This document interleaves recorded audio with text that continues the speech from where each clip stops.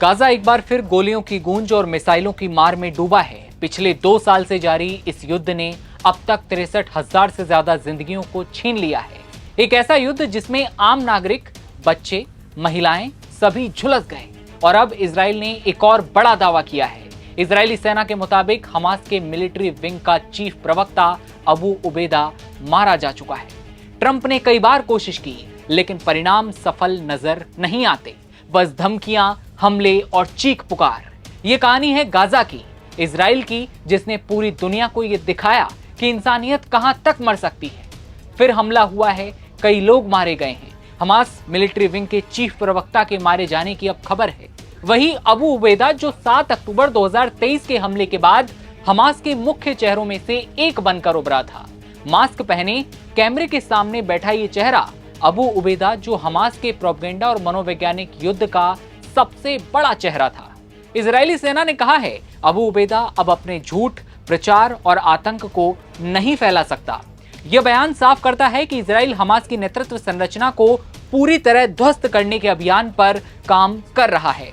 लेकिन सवाल यह है, क्या एक एक कर टॉप लीडरों को मौत के हवाले कर देना हमास का अंत क्या हो पाएगा? इजराइल लगातार हमास की लीडरशिप को खत्म करने की रणनीति पर काम कर रहा है। पिछले 2 साल में हमास के करीब सभी टॉप कमांडर मारे जा चुके हैं। अबू उबैदा का आखिरी बयान शुक्रवार को आया था, जब इजराइल ने गाजा सिटी को युद्ध क्षेत्र घोषित करते हुए सैन्य अभियान का नया चरण शुरू किया। इजराइल की सेना का कहना है कि इस अभियान का उद्देश्य हमास की सैन्य क्षमता को खत्म करना है, ताकि 7 अक्टूबर 2023 जैसे हमले वापस ना हों। गवाहों ने बताया कि इजरायली सैनिकों ने नेटजारिम कॉरिडोर में भीड़ पर गोलियां चलाईं। ये इलाका इजरायली सेना के नियंत्रण में है और गाजा को बीच से काटता है। नुसैरत के रहने वाले रागिब लेब्दा ने कहा, हम भोजन लेने गए थे, लेकिन हमें गोलियों से भून दिया गया। ये मौत का जाल है। पिछले हफ्तों में इसी कॉरिडोर में कई लोग सहायता काफिलों तक पहुंचने की कोशिश में भी मारे गए हैं। बता दें कि इजराइल का मानना है कि गाजा सिटी हमास का सबसे मजबूत गढ़ है और यहीं पर इजराइल से अगवा कर लाए गए करीब 50 लोगों को रखा गया। इनमें से अब तक 20 के जीवित होने की भी संभावना है। ये शहर गाजा पट्टी के उस 25% भाग में शामिल है जिस पर करीब 23 महीने की लड़ाई में इजरायली सेना कब्जा नहीं कर पाई। घनी आबादी वाले गाजा सिटी में आमने सामने की लड़ाई में भारी खून खराबा भी हो सकता है। आम फिलिस्तीनियों के साथ ही इजरायली बंधक भी मारे जा चुके हैं। इसी डर से इजरायली सेना गाजा सिटी के अंदरूनी भाग में घुसने से हिचकती है। लगातार मैसेज जारी कर बाहरी इलाकों में हमले कर इजरायली सेना शहर के अंदर बसे लोगों को घर छोड़कर सुरक्षित जगहों पर जाने के लिए कहती है। लेकिन अंदरूनी इलाकों के लोग बहुत कम जनसंख्या में बाहर जा रहे हैं। माना जा रहा है कि हमास के लड़ाके उन्हें जाने से रोक रहे हैं, जिससे आमने सामने की लड़ाई के समय आमजनों को ढाल बनाया जा सके और उस दौरान होने वाले खून खराबे से अंतर्राष्ट्रीय समुदाय में इजराइल का विरोध बढ़े। इजराइल का दावा है कि उसने पिछले 10 महीनों में हमास के कई टॉप नेताओं को खत्म कर दिया है। हाल ही में यमन में ईरान समर्थित हूती प्रधानमंत्री अहमद अल रहवी भी इजरायली हमले में मारे गए। इस तरह की कार्रवाई से हमास और उसके सहयोगी संगठनों की कमान कमजोर जरूर होती दिख रही है, लेकिन हमास को सिर्फ कुछ नेताओं का संगठन नहीं है। ये गाजा पट्टी में गहराई से जमीन हुई विचारधारा और नेटवर्क का नाम है। इसके पास स्थानीय स्तर पर हजारों लड़ाके हैं, जिनमें से कई वैचारिक तौर पर संगठन के प्रति कट्टर निष्ठा भी रखते हैं। और यही वजह है कि केवल टॉप लीडर की मौत से हमास को पूरी तरह खत्म कर पाना मुश्किल सा दिखता है।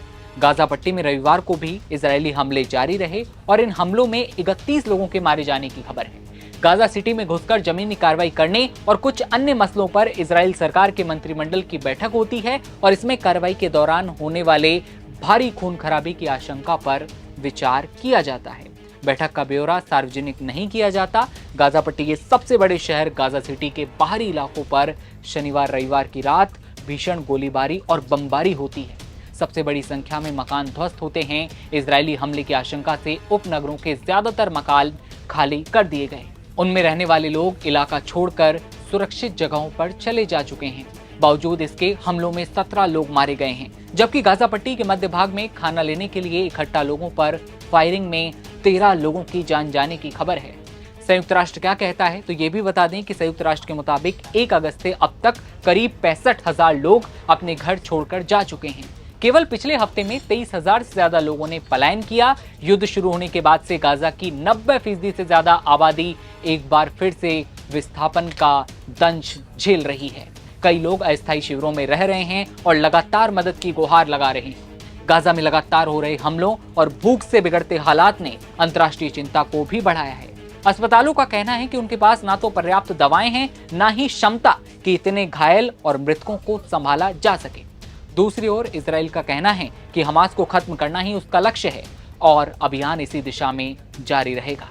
इस युद्ध को शांत कराने के लिए ट्रंप ने कई बार कोशिश की, वार्ताएं हुई। अलास्का में ट्रंप और नेतन्याहू की मुलाकात होती है। इस मुलाकात के नतीजे सामने नहीं आते हैं, सार्वजनिक ब्यौरा नहीं आता है, लेकिन ट्रंप साफ तौर पर कहते हैं कि मुलाकात अच्छी रही, लेकिन कितनी अच्छी रही इसके परिणाम नहीं आए।